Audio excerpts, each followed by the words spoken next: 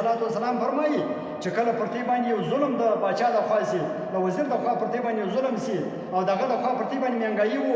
ګراني راسي ګوره خبردار وزیر ته بد مه وایه خبردار او باچا ته بد مه وایه بلکې په دې خپل ګریوان کې وګوره چې ستا په ګریوان کې آیا ته د الله تعالی فرمانبرداره بنده یې که د الله تعالی نافرمانه بنده یې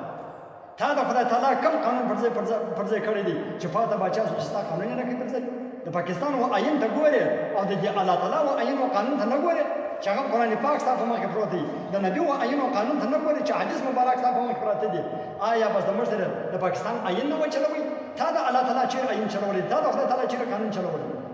ستا بچی چیرې چلولی دي ستا کور چیرې چلولی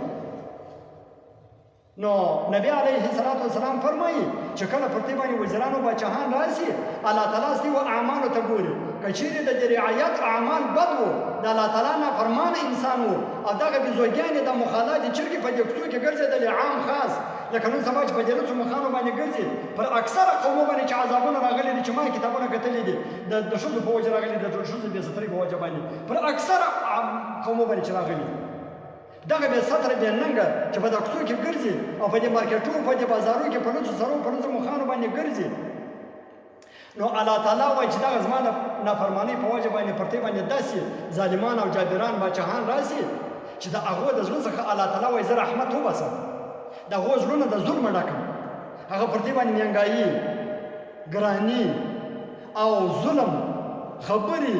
جبر جیلونه دا کیسې دګر په دې باندې کوي او چې کله په تاسو کې فرمانبرداري د الله تعالی د قانون موافق د خدای تعالی د قرآن پاک موافق د نبی علیه السلام د زندګۍ او د نبی علیه السلام د احادیثو موافق په تا کې زندګي الله تعالی پر تا باندې داسې باچا وزیر راولي چې د هغه زړه د رحمت ډکي هغه پر تا باندې ارزاني هم راولي هغه پر تا باندې نور تکلیفات هم ختم کی هغه پر تا باندې نور مشکلات هم ختم کی بلکې پر تا باندې چې اساني هغه پر تا باندې راولي ځکه د هغه زړه د رحمت ډکي د هغه زړه د زړونو نه ډک او چې کله موږ نافرمانه شو خدای تعالی دې نه کوي بیا به زموږ باچاهان پر موږ باندې چیز کوي ظلمونه به کوي نو نبی علیه السلام وایي خبردار و خپلو باچاهان وزیران ته بد مه وایه اعمالکم عمالکم ستاسې عملونه پر دې باندې مشران ستاسې عملونه پر دې باندې وزیران موږ کوم عملونه دي کوم طریقې دي هر یو په خپل ګریوان کې وګوري د علماو مجلسو ته ضرورت نشته هر یو په خپل ګریوان کې وګوري دا هر څوک چې ماخستن پر خپل ځان باندې د شړې راکاش کې یا د تتاک راکاش کې د خپل ځان سره خالي د نور مزي حساب دی چې ما کوم خبرې د الله تعالی د فرمانبردارۍ کړې دي او کوم اقوال او کوم خبرې مې د الله تعالی په نافرمانۍ کې کړې دا د هر یو د خپل ځان سره خالي د نور مزي حساب دی نور کس نه بچا وزیر ته باید مو وایي دا به تر دې زیاتې پر موږ باندې الله یعوذ بالله رضی خدای تعالی دې نه کوي که موږ دغه رقم